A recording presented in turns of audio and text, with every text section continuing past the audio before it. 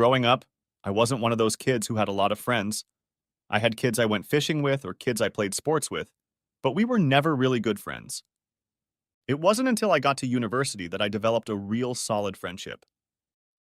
Grant and I were both students, me in the mechanical and civil engineering departments and Grant in the geology department. We met, not through our studies, but through rugby. We both played for the high school team, him as a huge lock and me as a flanker. Our friendship started during a game that turned into a real fight. It started when an opposing defender took a swing at Grant, and I grabbed him, pulled him away from Grant, and lightly chapped him on the chin for bothering him. That's when the fight started. Everyone was out in force, young and old, fists were flying, bodies were everywhere. After the game, Grant came over, threw his monstrous arm over my shoulder, and thanked me for sticking up for him. Later in the clubhouse, we pounced on each other and completely wrote ourselves off. It was the beginning of a very close friendship that lasted a long time. After graduation, I took the easy way out, taking a job in Wellington with the Ministry of Works as a road and bridge engineer. I say it was easy because it meant I would become a civil servant with all the benefits that entailed. Grant, on the other hand, decided to get a degree and go abroad, eventually ending up in South Africa, where he made a real fortune mining diamonds. And I, as a civil servant, slowly worked my way up the ladder. Grant and I were complete opposites. He was a dynamic, forward-thinking man, and I was a quiet and calm worker retiring. I met the love of my life, Ashley Godden, at the Rugby Club Awards dinner. The club had its own women's netball team, and we would sometimes join her at events such as prize giving. Ashley, who had recently moved to Wellington to take up a research position at DSIR, joined the netball team to make friends. I spotted her from across the room and was drawn to her like the proverbial moth to a flame. She was there with a bunch of her friends having a great time. I managed to sneak in and we ended up dancing. It was the beginning of a very brief courtship. Ashley was an incredibly outgoing and friendly person. They say opposites attract. Well, in a nutshell, we were alike. 12 months later, we got married and started our lives together. It was a typical marriage. We both worked long, tedious hours trying to raise money for our first home. We chose a house in one of Wellington's outer seaside suburbs, Lyell Bay, where our children Sylvia and Clive were born. We had barely moved in when Grant suddenly returned from South Africa, bringing with him his gorgeous bride Saskia. He had made a fortune and decided to return to NZ and put his wealth to good use. They stayed with us while they looked for a suitable house. Luckily, they quickly found a suitable home in neighboring Island Bay. Saskia and Ashley became fast friends and were inseparable. Grant bought a small engineering business specializing in earth-moving equipment repair. Grant, being Grant, turned this fledgling business into a veritable goldmine. Saskia became pregnant with their first and only child. As the kids got older and wanted independence, we decided to build an addition to the house as it was a bit cramped. When Grant found out about it, he rushed to help, figuring I needed help. We spent hours building that extension. Every weekend and late evenings after work, we worked long and hard, although always accompanied by a few beers to finish the job. I learned a lot from him. It was a real team effort that strengthened an already strong friendship. I learned a lot about Grant. He definitely liked being the boss. It was in his nature, and I didn't mind. He made the right decisions. I also learned that we were a good team, which I suppose shouldn't have surprised me. Around the same time, Saskia found a job selling real estate, and Grant was quickly losing interest in his business. He had done his best to turn around the failing business, but now that he was successful, he was bored with it. The house sat on the market for less than a month before it was sold for a whopping profit. I'd be lying if I didn't say I was a little jealous. Well, envious anyway. He worked hard for it and deserved it. He decided he needed a change and went back to mining. He found a contract job in Australia, which didn't make Saskia happy at all. She was happy and didn't want him to leave. She ended up spending a lot of time at our house crying on Ashley's shoulder. He'd been gone for months, and Saskia's growing frustration with the state of affairs meant that if he wanted to save his marriage, he had to come home. He didn't just come home, he came back with a plan. He came back with a burning desire to become a grape grower. Saskia was stunned, but it didn't take him long to convince her to accept the offer. They put their house on the market, and since Saskia was game, it sold quickly, and they left. It came as a surprise to him when he moved his family to Otago. The region had no history of growing grapes. If he had said Marlborough, I would have thought it made sense. But Central Otago? But you can't argue with Grant if he had an idea in his head and brought in a piece of land he hadn't seen. They left with plans to plant the first grapes in Central Otago. With his thoughts and plan, that is when he started to realize it. He was going to conquer the world and become a world-class grape grower. This became his dream, and as in everything he did, he threw himself into it with great enthusiasm. He was bold, fearless. It was something new for the region. It wasn't a well-known wine region, but he had a dream and nothing could stand in his way. With his set goal and his can-do attitude of never giving up, it was always a sure thing. What came as a shock to me, though, was the sneaky phone call asking if I could take time off work to come and help him with the construction. I chuckled to myself. He may have had a plan, but he still needed help, and his ego was hurt by having to ask for help. With a quick word with Ashley, we got the kids together for a 6-week Christmas vacation so I could help him design and build a house. It was a fun 6 weeks. The kids got along great with Grant and Saskia. They were sort of unofficial godparents. It was hard work. We labored hard again and started building the house, drawing up the plans and laying the foundation. In the evenings, as soon as the light disappeared, we planted grapes. My main goal was to create a wind-assisted irrigation system. It was a new approach to solving a real problem. Over the next year, I returned several times to help with the construction. Eventually, he got exactly what he wanted: a huge ramshackle house built from local logs and stone. It was a huge grand monstrosity that stood out even in this neighborhood, and the entrance was taken straight from House and Garden magazine.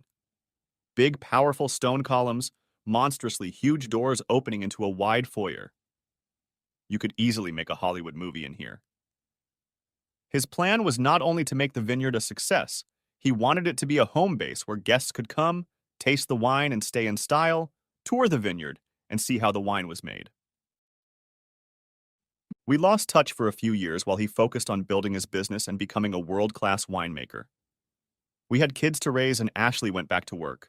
Work, kids, and their needs. All of this took up all of our time, so we rarely saw Grant and Saskia for extended periods of time. We came together when our daughter Sylvia enrolled at Lincoln University in Canterbury. God knows why she chose agriculture, but there you go. Clive left the nest next, followed by their son Glenn. Saskia, like a mother hen, began to look after Sylvia. God knows how many hours she spent on the road picking her up from school and ferrying her back and forth so she could spend weekends at their house, and we will be forever grateful to her for getting through that period unscathed. For my 50th birthday, Ashley decided to throw a huge party, and of course Grant and Saskia came to visit. It was kind of a joyous reunion that led to us spending time together and vacationing at each other's houses, even though their house was much more luxurious than ours. Ashley kind of fell in love with it, and it provided for most of our traveling. It wasn't long after that things went downhill. Saskia. Oh, sweet Saskia. She was a wild thing and loved to drive. She had a little Triumph Spitfire that really suited her personality. She was a girl racer. I hated going anywhere with her because she was never happy unless her foot was on the floor. The only thing that bothered me was when she was picking up Sylvie, even though Sylvie assured me she never went fast with her in the car. But it was a hell of a lot different when I was in the car, and she took great pleasure in scaring the hell out of me. In retrospect, it seems inevitable, but that doesn't negate the tragedy. One day, racing down the winding, windy roads of Central Otago, she was involved in a fatal accident. If there was one good thing, it was that she would die quickly. Grant was a mess after the accident. He was wiping his eyes as he told us the news over the phone. We immediately jumped into the airplane and flew down. When we arrived, he was drunk and sobbing heartily. Ashley put her arms around him, comforting him. He poured me a drink and we sat on the deck and drank the hell out of it. Ashley spent the night cleaning up and preparing for the mad rush of people expected tomorrow. When I finally crawled into bed, Ashley was still awake and sobbing quietly. God, what a mess, honey. He's not doing well. You're going to have to be strong tomorrow. You have to pull yourself together. At dawn, Ashley concentrated on cooking and getting ready for the reception. I went to the police station and arranged for the car to be removed and disposed of. Jesus, what a wreck. It was smashed beyond recognition. I found a specialized tow truck that was interested enough to pick it up. Back at the house, Ashley had laid out the food, and there were a steady stream of people flocking to him, wanting to offer Grant condolences and promises of help. He wasn't quite catatonic, but barely functioning. That evening, when everyone left, it was just Grant, his son Glenn, and us. Ashley made dinner, but it was gloomy. We tried to get Grant to open up and talk, but he was lost, completely immersed in his all-consuming grief. This was a side of him we had never seen before, and it was a testament to how much he loved her. He rejected our attempts to talk about what he was going to do and walked away, leaving us to talk. His son was very worried. He was studying architecture at Massey University in Hamilton and was deeply immersed in his studies. He couldn't afford too much free time. The funeral was well attended. Grant certainly made an impact on the local community. He was always a man with a big heart, the kind of guy who would give you the shirt off his back. In the days following the funeral, he became very sullen and gloomy, especially after his son left for university. Ashley and I became worried. This was worse than just grief. It was depression in its worst form. We decided that the best thing would be for him to come back to Wellington and stay with us for a while. It wasn't easy to convince him. It took a lot of effort. But eventually Ashley and her mother Henstyle convinced him that it made sense. So, after arranging for one of the vineyard workers to take him on, Grant flew back to Wellington with us. It was incredibly sad to see him like that. He's always been such a positive guy, and here he is moping around the house while Ashley waits impatiently for him. As much as I loved him, he was driving me crazy. I could see that Ashley wanted to take care of him, but she was tired of it too. We both worked, and after work we would come to the house and find it a mess and nothing done. I tried to talk to him, but it was hard. I didn't want to hurt him. I just wanted him to get his head out of his ass and do something. 2 weeks passed and we were saved. When we got home, we found him packing. It was like the flick of a switch, and to this day I don't know what made him act, but he hugged us both and exclaimed, "Guys, thanks for taking care of me, but I need to get back to work. If I sit here much longer, I'm going to go crazy." Ashley and I danced with joy as we drove him to the airport. Damn, it was great to have our house back. No more mess. And Ashley was especially happy that we didn't have to chase him around. Ashley called and talked to him every night, and he actually looked better. Being back on the vineyard and the mountains of work had made him feel invigorated. The next month came the long weekend, and Ashley offered to fly up to visit him. We both took extra vacation days and flew. The weather was amazing as we drove up to the vineyard. The scenery in this region is amazing, with alpine scenery and clear blue skies that just take your breath away. And this was one of those days. Ash shook her head in bewilderment, as she often did when traveling. "Holy moly, honey, it's an amazing sight, isn't it?" Grant greeted us with a warm hug, but when we stepped inside, Ashley nearly died. The place was a pigsty. There were dishes piled up in the kitchen, leftovers lying everywhere, and it looked like he hadn't done a single bit of housework since he'd gotten back. He apologized, though, mumbling that he'd been busy in the vineyard. Ashley rolled up her sleeves and got to work. I had no choice but to help. Grant excused himself with the excuse that he had something to do and disappeared. As soon as he was out the door, Ashley threw herself into my arms. "Jesus, what the hell? There isn't 1 square inch of space for a bench and the floor is sticky to walk on." I nodded. "It's disgusting. How can he live like this?" She shrugged. "It just doesn't make sense. He's never been like this. I get that he's grieving, but damn, it's just awful." It took the rest of the day to get things in relative order. Grant came back just before dinner and didn't even say thank you, as if nothing had happened. He chatted during dinner, but it was weird that he kept coming back to something he'd told us just a few minutes ago. Ashley and I looked back and forth, wondering what was going on. We left after lunch on Monday and he cried on Ashley's shoulder and hugged me. "I'm going to miss you too," he muttered. Back home, Ashley was more worried than ever. She called him every night, but he was still the same, distant and incoherent. Ashley figured he'd been drinking. Thursday night, I got home a little later than usual and found Ashley sobbing in a way I had never seen before. She looked scared and in deep shock.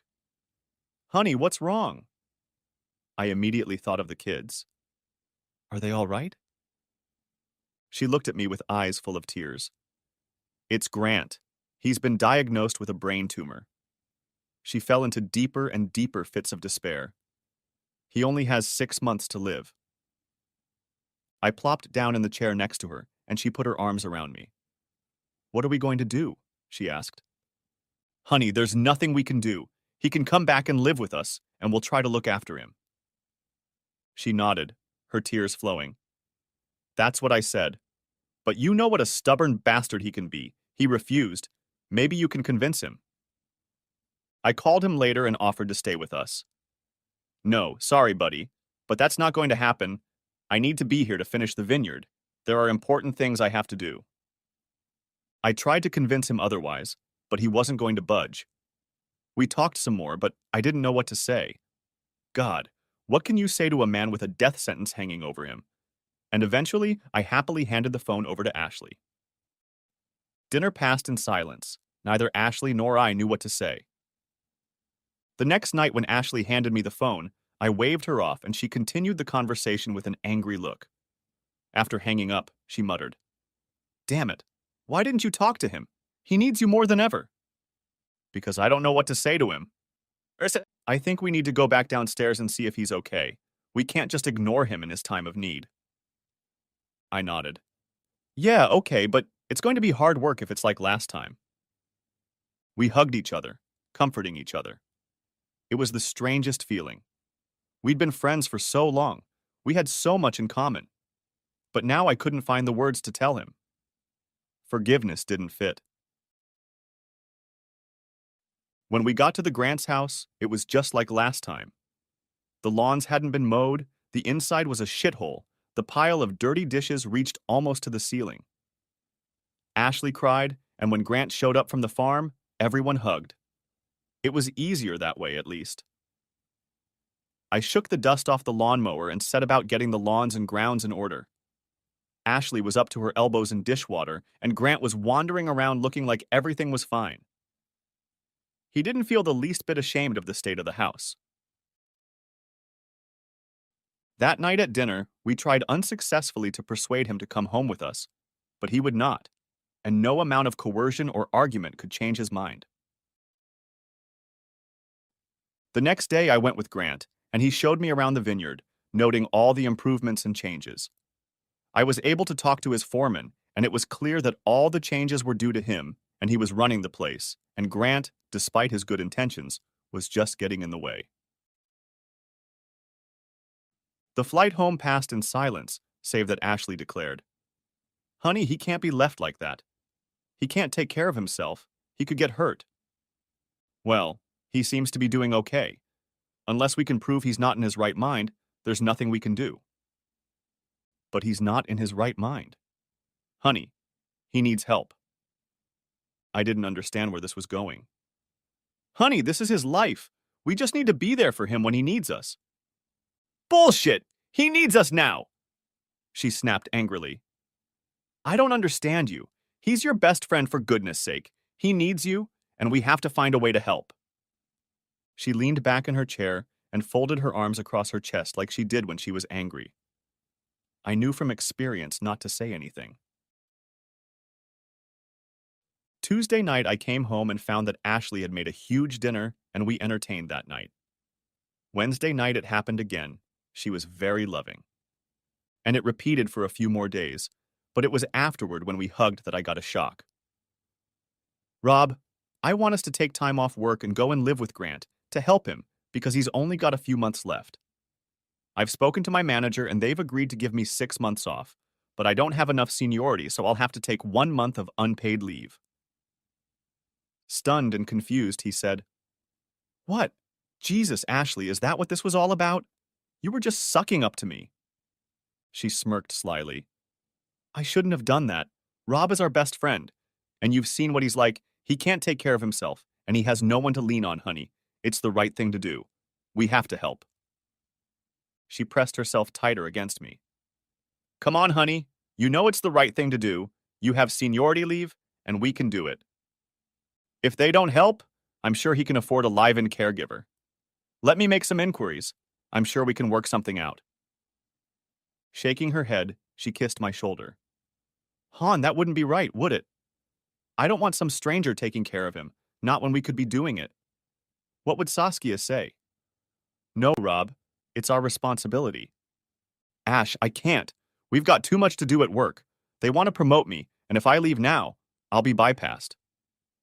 "Oh, for goodness sake, we don't need the money. We're talking about our friend." "Honey, he won't expect that from us. He's a tough nut to crack. And when he gets to the stage where he can't take care of himself, we could go under." She shook her head, and it was obvious she was angry. "Damn, you're annoying me. Where did that caring and loving guy I married go? Where did this heartless shit I'm living with come from? I understand that you want to help Ash, but we can't." The next couple days were a little chill, but on the third day it all came back with renewed vigor. And as the weekend approached, I started to run out of steam. On Friday night, it all became clear, she said. "Honey, I've decided that if you don't want to come down and help, I'll go myself." "Ash, you can't. I need you here too, you know that." "Bullshit. You're a big boy now. You can take care of yourself. He's dying, for God's sake. He'll be gone for good soon." Realizing I was fighting a losing battle, and somewhat agreeing that this was the right thing to do, I asked, "So what time frame are we talking about? Days or weeks?" She wrapped her arms around my neck and kissed me wetly on the lips. "Well, I don't know how fast he'll start losing control of himself, or how long it will be before he can't stay home, but I'll stay until he has to go to the hospital." "Jesus, Ashley, you know that could take months." She nodded. "I know, honey, but what else can we do?" Leaning back, I whispered, "Shit, Ashley, I don't know how soon you'll be home." "Before the end, I guess."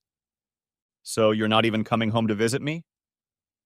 The sad look in her eyes gave me my answer. "Rob, you could come every weekend or maybe every other weekend. You don't have to leave everything to me." In the morning, we made love again before I drove her to the airport. "Call me," I whispered as we hugged one last time. She kissed me lightly. "Sure, silly, every night." With those words, she left. At home, I was confused. As much as I moaned for her, this would be the first time in our married life that we would be separated for a long time. I mowed the lawns and thought about what to make for dinner. At least I could eat whatever I wanted. I cracked open a beer and relaxed in the living room. Later that night, Ashley called, and Grant picked up the phone in tears. "Thanks, buddy. That means so much to me." Ashley came back and whispered, "Rob, he was so happy when he saw me. He instantly brightened up. We did everything right. He's more alive than I've seen him in a long time." What could I say except, "That's good news."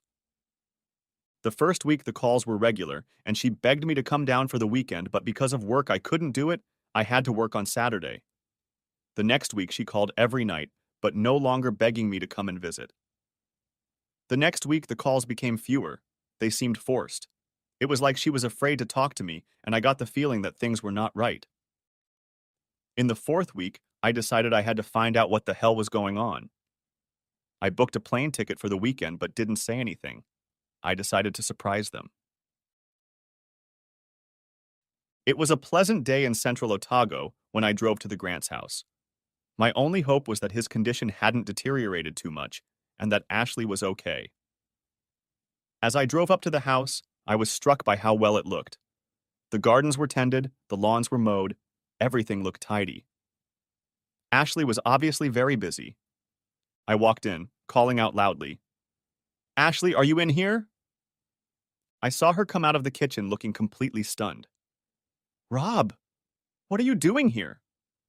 Stunned by her indifference, I muttered, Jesus, do I need an excuse to visit my wife? She hesitantly approached, put her arms around me, and the kiss melted away all my fears. No, of course not, you sneaky devil. But you should have called. We could have picked you up at the airport and saved on the rental car. Grant walked in from outside. His expression surprised me. He didn't look all that excited to see me, although he certainly looked good. Very good. Hey, buddy, he said, holding out his hand to me. I pushed his hand away and we hugged the way only male friends can. Damn, you look good, I muttered. Must be the good food. He laughed. Ash muttered, I'll make tea. I picked up my bag and headed out into the hallway. I need to change. I assume we're in the main guest room as usual. Ashley and Grant looked at each other strangely as I headed down the hallway to the guest room, which was empty. No clothes, no bags, nothing. This room hadn't been used in a very long time. I turned and looked back into the living room, where Ash and Grant were standing side by side, looking at me. Leaving my bag in the doorway, I walked back into the room and made my way to the bedroom, where all of Ashley's clothes were lying around. Her bags were open and empty, her shoes were scattered like she did at home, and the bed was disheveled, not at all like Ash's bed, unless it had been used recently. When I turned to walk out, Ashley stood looking at me. Honey, let me explain. Let's put your bag in the guest room, and we can all sit down and talk. She looked nervous, anxious, and maybe even scared. I felt like I was going to faint. My heart raced, and it became suddenly difficult to breathe. I walked past her, pushing her aside, picking up my bag and heading into the living room with Ashley running after me. Rob, please let me explain. Please, honey, stop. Rob, you have to let me talk. I kept walking, straight through the living room to my car. Ashley shouted, Rob, please wait, don't freak out. Please stop, let's talk. She shouted angrily. Rob, listen to me, please. For God's sake, let me explain. Grant approached. Buddy, let's not do anything rash. I jerked back and threw a punch, and he reeled backward, flailing his arms wildly, trying to regain his balance. Soon he was on the ground. Ashley looked first at me, then at him, and then bent over to make sure he was okay. By then, I had already thrown my bag in the back seat and climbed in, slamming the door angrily. Ashley ran up and grabbed me. Rob, please don't go, not like this. Let's go back inside and talk. I hissed angrily. And where am I going to sleep? More importantly, where are you going to sleep? She wrinkled her nose painfully. With you, silly. You're my husband. Doesn't seem like it, does it? I started the car, putting it in gear. I think he's your husband now. Before pulling away, I growled. Ashley, you'll be home in Wellington by Monday, but if you're not there, I promise that here and now our marriage will be dissolved and you can stay here. I left, showering them both with flying stones, and cursed quietly. They were living as husband and wife, sharing a bed, for goodness sake. Back at the airport, I spent a fortune to change my ticket.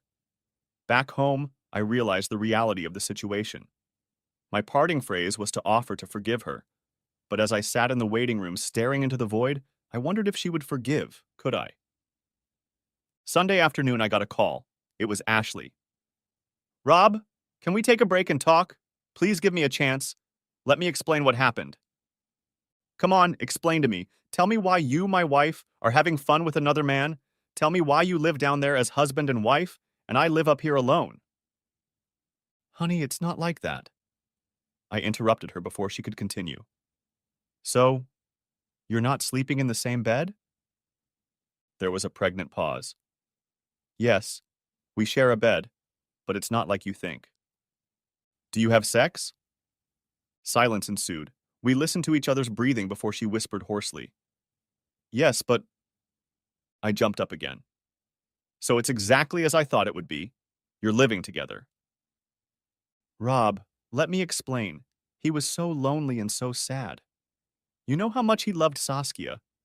I didn't come here to do this. It just happened. It started with a comforting kiss and just got out of hand. You can say that again. I made you an offer, and it stands. If you're home tomorrow, I'm willing to try to forgive you. I heard her sigh. Thanks, Rob. That's why I love you, but I can't. Not now. You've seen how positive he's become. Now that he's got some joy in his life, I can't just walk away. Hell, love. He doesn't have long to live, and then I'll come home and we can put this behind us. I think you misunderstood me. This is a one-time only offer, Ashley. I'm not waiting. Either you're here tomorrow, or I'm filing for divorce, period. The sobbing began. Rob, he has no one. We are all he has. Wrong. You're all he has. He's dead to me. That's not what you mean, she snapped wryly. He's your best friend. You won't abandon him when he needs you. Ashley, listen to me. He's already dead to me. If you're not home tomorrow, I will file for divorce. It's not a threat, it's a promise. Surely our marriage means more than that. Everything we've been through, and you're just going to throw away 25 years? No. Not me, Ashley. It's your credit, not mine. If it ends up that way, it's on your conscience. I could only hear her sobbing. What were you thinking, Ashley God? What the hell were you thinking? She went into full hysterics. I don't know, Rob. I just wanted to make his last days happy. I just wanted to bring some joy to his last days. Come home and we'll try to forget about it. I promise I'll try to forgive. I'm sorry, Rob, but I can't do that. I hope you forgive me because I love you and I can't imagine my life without you. Well, you better get used to it, because if you're not here tomorrow, we're definitely finished. The next few days passed slowly. Work was impossible. I was a blank slate. But I struggled. Sitting at home would be even worse. At night, the house felt cold and my life felt empty. Ashley called a few times, and once she handed the phone to Grant, but as soon as I heard his voice, I immediately hung up. My daughter called to tell me how proud she was of her mom and how selfless she was to go down and care for him. God, she was comparing her to Mother Teresa or Florence freaking Nightingale. I couldn't bring myself to tell her the truth, but she didn't understand when I told her to shut up because I didn't want to listen to her. That wasn't the only thing she wanted to tell me, though. She had another surprise. She was getting engaged and wanted to know if we could make it to her party, which was coming up in a month. I, of course, agreed and offered to pay, which made her very happy. What didn't make her happy was when she asked what I thought about spending it at Grant's Vineyard. Her damn mother must have already talked to her and made that suggestion, to which I snapped back. Sylvie, the answer is no. I'll find a better place. She looked puzzled. Why, Daddy? What could be better? It would be perfect. My anger exploded. Sylvie, if you keep him there, I won't be present and I won't pay. She looked surprised. But it was Mom's idea. She said it was so Uncle Grant could be there. Do what you like, Sylvie, but see him off there, and you'll do it without me. There was a pause while she tried to gather her thoughts. Finally, she said she would talk to her mom and get back to me. Sure enough, not an hour later, Ashley called. Sweet Sylvie just called and said something stupid about you not wanting to have her engagement party here. That's right, spat out I. She sighed. Honey, please don't be so difficult.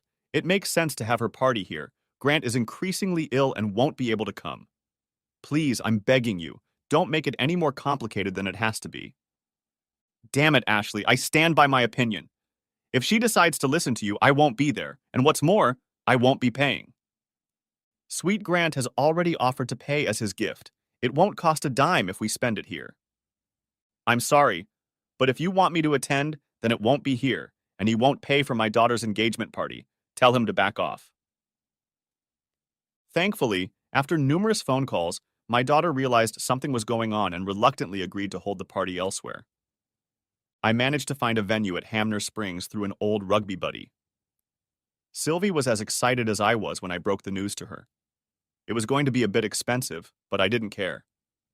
Besides, it was the push I needed to start the divorce proceedings. 2 weeks later, the divorce papers were ready and filed with the court. Then we had to wait for Ashley's response. The papers had been sent by registered mail, and if she didn't mind, all she had to do was sign and return them, and the case would be filed. What the hell? That was all I heard when I picked up the phone. Hey, Ashley, it's good to hear your voice. Rob, what the hell is going on? It's simple, Ashley. I assume you're talking about the divorce. If you sign the papers and send them back, we can file the papers, and in 6 months it'll be finalized. Rob, no. Do I have to beg? Please don't do this. We can get through this. Once I get home, you'll realize it's all nonsense. For God's sake, Ashley, don't be ridiculous. I'm not going to wait for you to play happy home down there with a jerk. All I want is for you to sign the papers and we can both move on. No, I refuse. I don't need it. I won't sign. Then send them back with a signature saying you're contesting. Either way, by the end of the month, we'll legally part ways. Honey, take your time. Sylvie's engagement is in 6 weeks. Can't we wait at least until then? No, I won't wait. Everything has already been filed in court. Whether you contest it or not, we will legally separate. You can fight for a divorce. But when the judge finds out you've been living with another man for 3 months, I don't think you stand a chance. I'm not living with him. I'm caring for a dying friend. Caregiving doesn't require sharing a bed. Christ, you can be a nasty bastard whenever you want.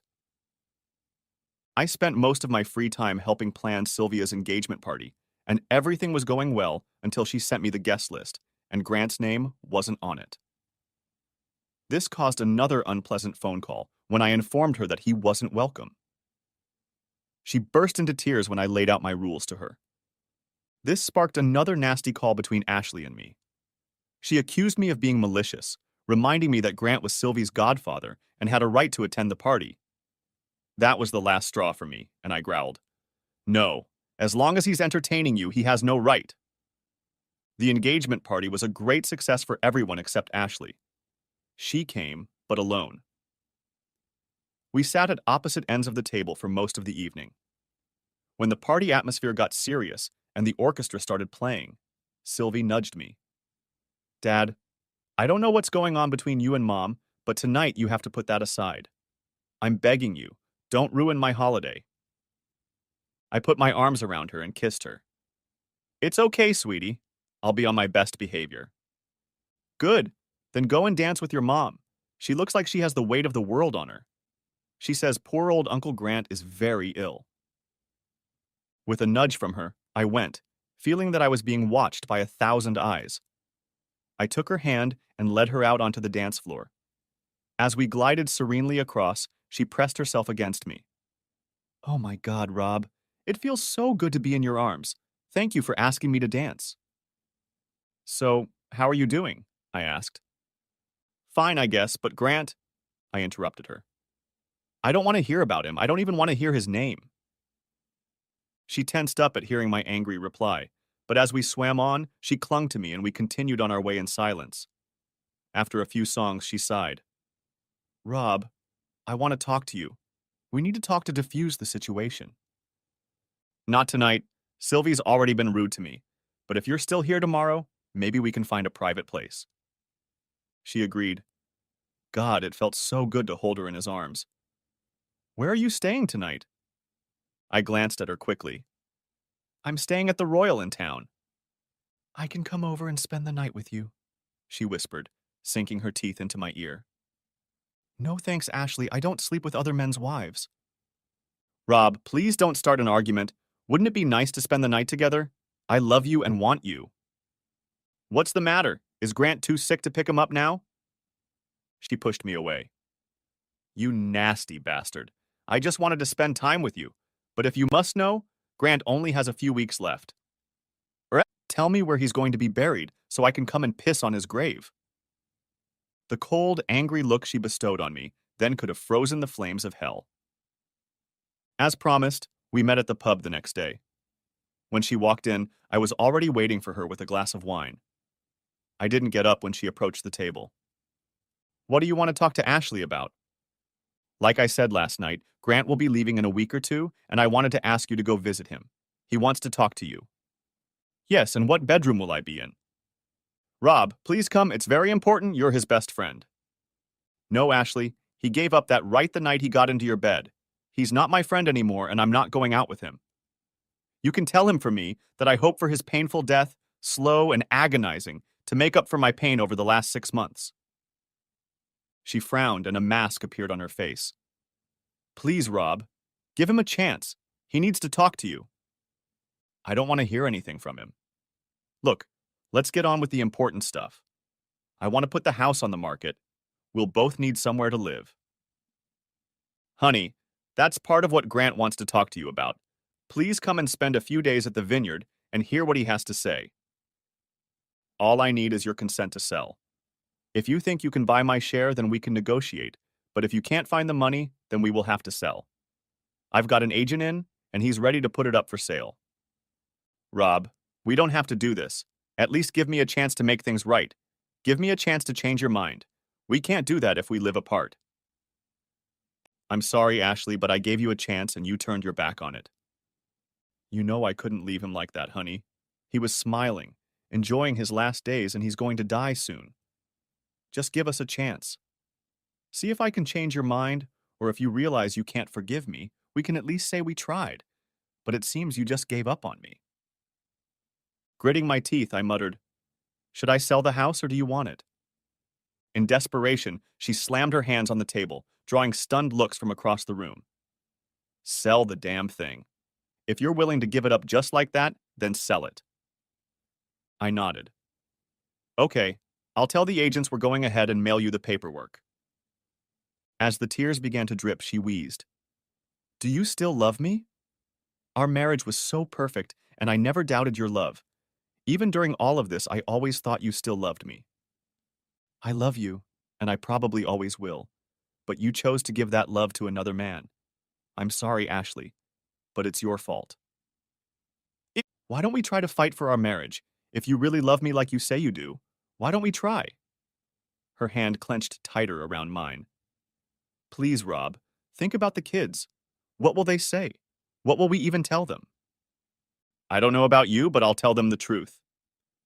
She brushed my hand away like a hot potato. No, Rob, please, not again. They'll hate me. I won't lie for you, Ashley. You made your bed. Now sleep in it. I was surprised at how quickly the house sold, but here another shock awaited me. The Ministry of Works was being privatized, and as part of the transition, we employees were offered voluntary redundancy. The payout was very tempting. After working at the ministry for so many years, I was getting over $500,000, and with the proceeds from the sale of the house, I could retire on a semi-retirement pension. Grant died the day after the sale. My son asked if we could go to the funeral together and was puzzled when I told him I wasn't going. Dad, what the hell is going on? Things have gotten weird since Mom left to take care of him. Okay, son, it's true. Your mother and Grant had an affair. She lived with him as husband and wife, and that's why I'm not going. Damn it, Dad. Are you sure? Yes, I caught them doing it. Well, thanks for at least being honest. What do you want me to do? Son, this argument is not yours. Do what your conscience tells you to do. My daughter begged me to leave, and I had a hard time telling her about the conversation with Clive, but I didn't expect her anger. Dad, you have to leave. Mom is falling apart. She's your wife. She became hysterical when I replied, Not for long.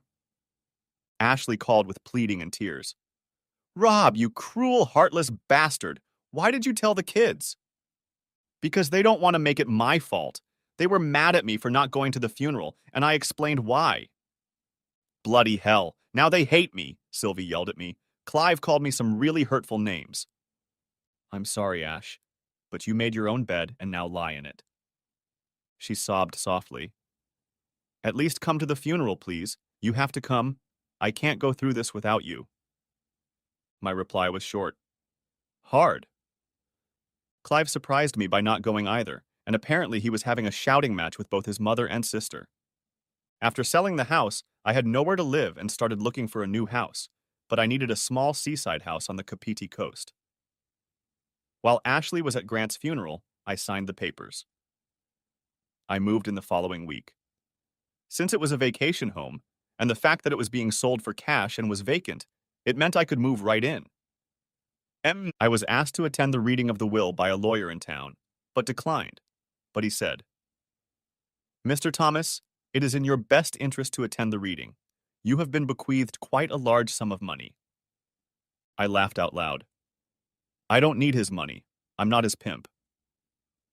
Without waiting for the conversation to continue, I hung up.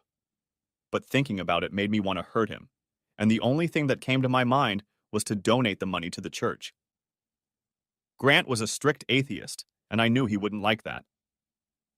Quickly calling the lawyers back, I arranged for the money bequeathed to me to be donated in his name to a local church.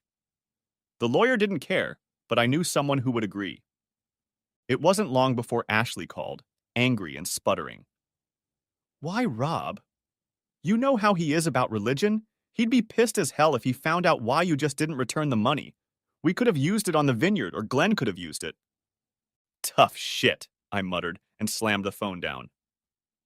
Clive came over to help me move into my new house and surprised me by bringing his girlfriend Alicia, a very pretty girl.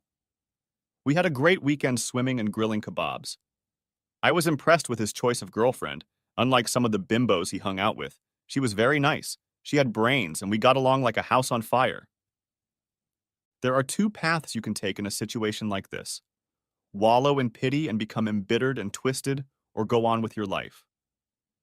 I chose the latter, focusing on living well. Working out of my spare bedroom, I began to build my business as a consulting engineer. The job was fairly easy to find. I wasn't the only engineer to be made redundant, and this created a gap which I happily filled by paying more than double my previous salary. Within a month, I had more work than I could handle. Life began to get easier, and the oppressive anger faded away. A rather insistent knock on the front door caused me to tear myself away from the rugby I was watching on TV. When I opened the door, Ashley stood on the doorstep, radiant and looking more beautiful than I remembered. "Can I come in?" she asked. I swung the door open. I was drinking a beer while watching the game and eating sandwiches for lunch. "What do you want, Ashley?" "I want to talk, to see if we can somehow get past the anger and bitterness, Rob. I still love you, and I want to be in your life." Looking into her deep green eyes, all I saw was pain. "I don't think so, Ash. I already offered you a chance at redemption, but you refused." What was I supposed to do? He was dying. Our best friend in the whole world was dying. I thought that when you calmed down, you'd realize that it was all nothing, that we could get through this. Jesus, Rob, if you'd gone in there with me from the beginning like I asked you to, this wouldn't have happened. Yeah, and if you'd stayed with me like I asked, this wouldn't have happened either. She sighed. Rob was our friend. That just makes it worse. Why can't you understand that? For heaven's sake, how would you feel if I went off with your sister and had a 6-month affair? How would you feel about that? Honey, I know it was wrong. I'm not being defensive. I can see the pain in your eyes. I hurt you and I'm sorry. But we can get through this. We can go back to the way things were. Just give me a chance and I'll prove it to you. I'll do anything to make it up to you. As the tears rolled down her beautiful cheeks, I took a towel and wiped her eyes. Ash, I'm not sure I can do this. I'm just now starting to get my life in order. We just have to keep moving. No, please let me prove it. What are we losing? We can try again and see if we can make it work. If not, what do we have to lose? Leaning back on the back of the couch, I sighed. Ash, I can't do this. I really can't. She pounced on me like a tiger on a wounded gazelle. All my arguments vanished. See, sweetie, we can do it. I'll make you forget. With a shudder, I asked. Okay, and how do you envision that? Propping herself up on her elbow, she smiled. Love, that's what Grant wanted to talk to you about before he died. He wants you to take over the vineyard. God, you helped him build it and you love it there. Wouldn't that be perfect? I was stunned by her remark and how casually she mentioned his name in conversation.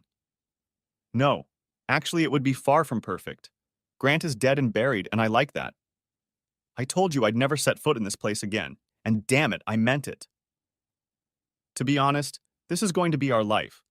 I've started to build up a really good clientele, and my consulting business is going really well.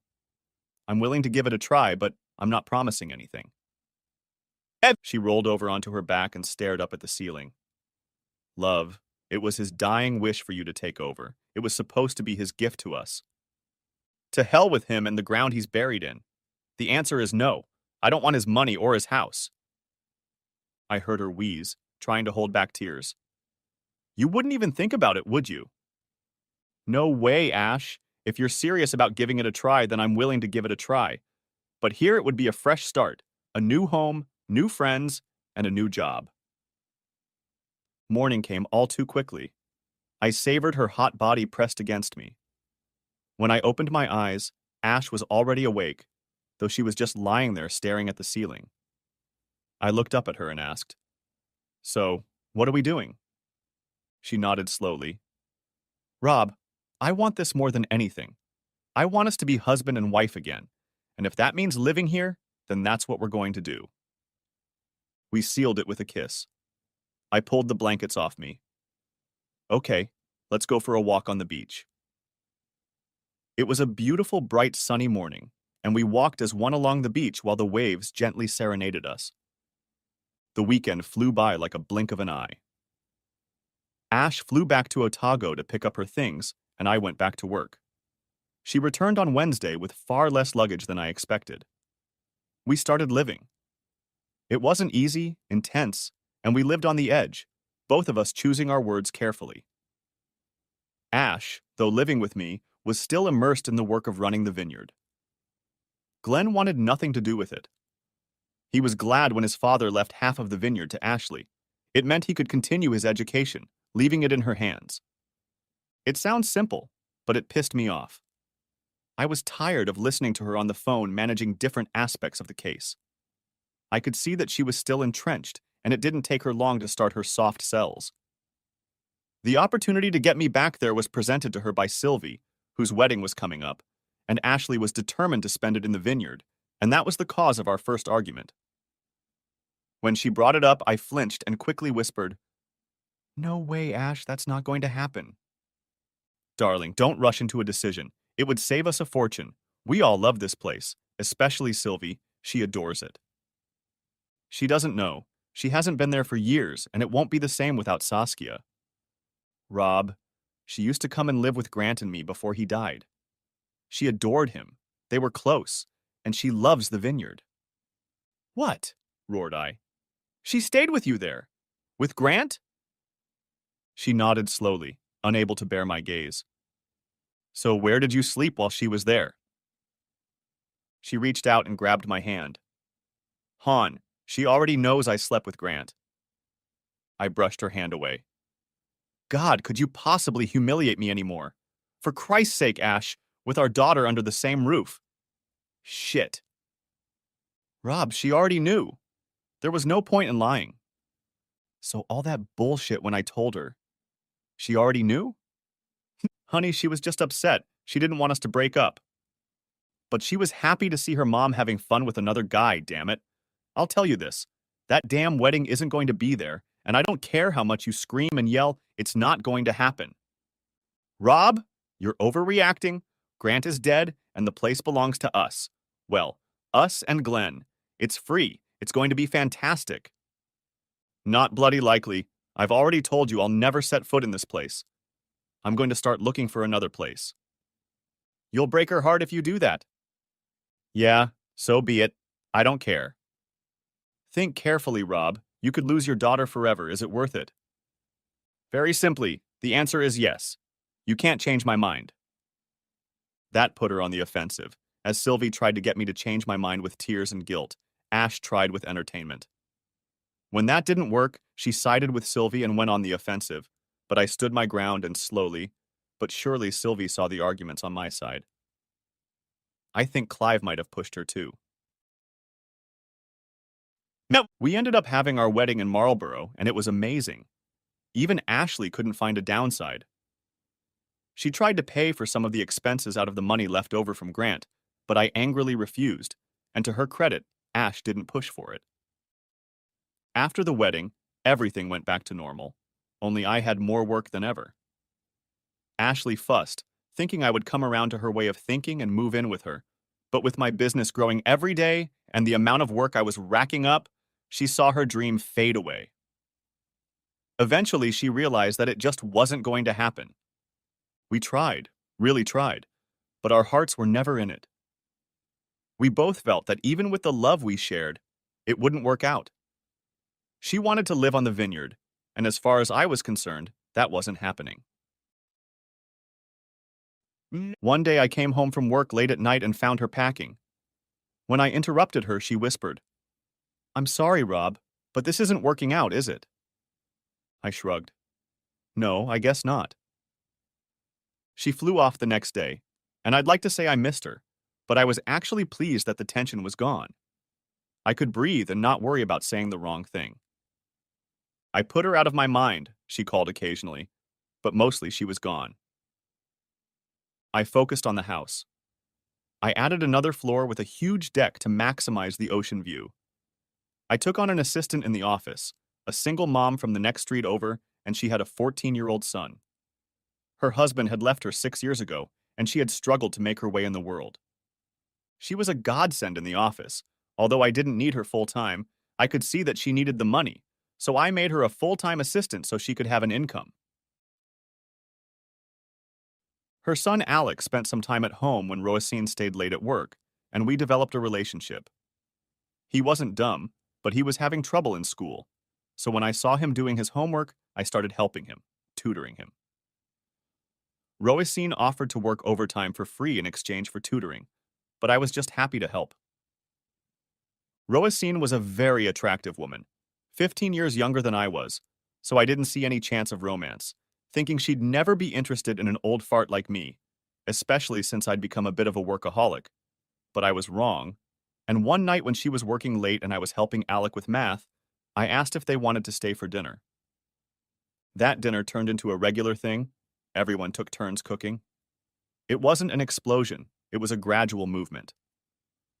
One day, Alec went off to see his buddies, but Roisin stayed for dinner anyway, and dinner led to a few drinks.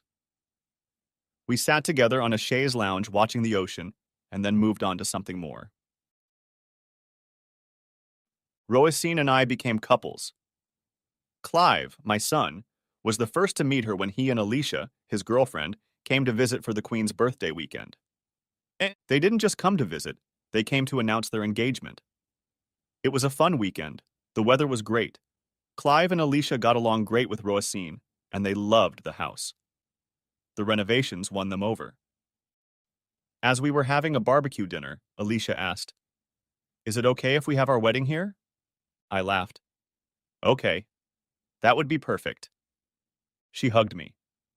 "Thanks. My parents don't have a lot of money, and I know they're worried about how they're going to pay for our wedding." "Nonsense, Alicia. I'd be honored to act as your host." Clive hugged me tightly. "Thanks, Dad. Would you mind if Mom was here?" Ashley wasn't impressed when Clive broke the news to her. She tried to talk him into holding the celebration at the vineyard, offering to pay for everything, but he steadfastly refused. Once the decision was made, Roisin and Alicia, who were already on friendly terms, began to work out the details. It came as no surprise to me when Ashley called me and asked who Roisin was. When I told her she was my girlfriend, she got very quiet and thoughtful and then complained. "Rob, she's cutting me out of everything. I want to help. But every time I talk to Clive, he says that Roisin is already on it. There's nothing for me to do." "Well then, just relax. Come and just enjoy it." "This is my son Rob and I want to help. If you just talk to them, let me help or pay for something." After promising to talk to Clive, I hung up the phone and felt her pain.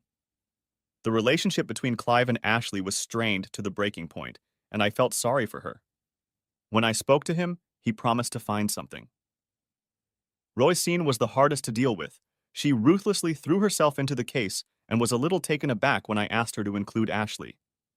She didn't resist, but I could sense she wasn't happy. The wedding weekend came and Ashley showed up with Sylvie and her husband. They arrived together and stayed at the same hotel. It seemed that the battle lines had already been drawn.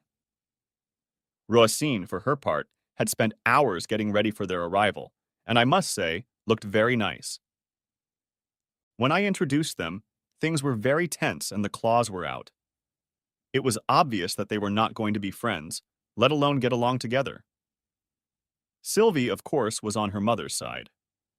The peacemakers were Clive and Alicia, their relationship with Roisin already strengthened. The first night Ashley arrived gave me a certain pleasure. I offered to let her stay, but she decided to get a hotel. While I gave her a tour, showing her the new addition and improvements, she walked into the master bedroom. I heard her sigh heavily, and I wasn't sure if it was because of the views of the coast or because Roisin had made sure the bed was in proper condition. Ashley couldn't get out of there fast enough. After the wedding, when Clive and Sylvie left, I arranged for Ashley to come over for dinner. We had a lot to talk about, had a quick dinner on the deck, and it was a perfect evening.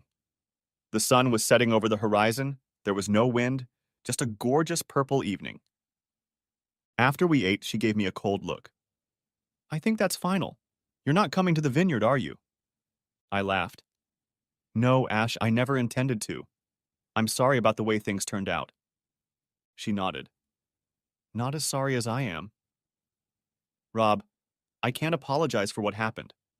I know you won't believe me, but I still love you. I still can't imagine my life without you. Until this weekend, I was hoping that you would change your mind, that you would realize that we could still make it work. We had too much love to just throw it away. I was hoping we could fall in love with each other all over again and live out our days on the vineyard. Ash, I still love you. I will always have feelings for you. We had 25 years of shared memories and good times. They will always be with us. The bad news is that we tried, but it didn't work out." "Yeah, but Rob, we tried here, and this isn't home for me. This place isn't for us. Why don't we try at the vineyard? If you would just put aside your anger, come and try." "Rob, you know how much you loved it there and you could do it your way. Imagine, you could make it your own, and that's what Grant wanted." Everything was going well until the last moment. I laughed out loud. It was so comical. "You never learned, Ash. I don't care about Grant. He was dead to me long before he was put in the ground." "But why? Why can't we try?" "I've moved on. I gave you plenty of chances, Ash.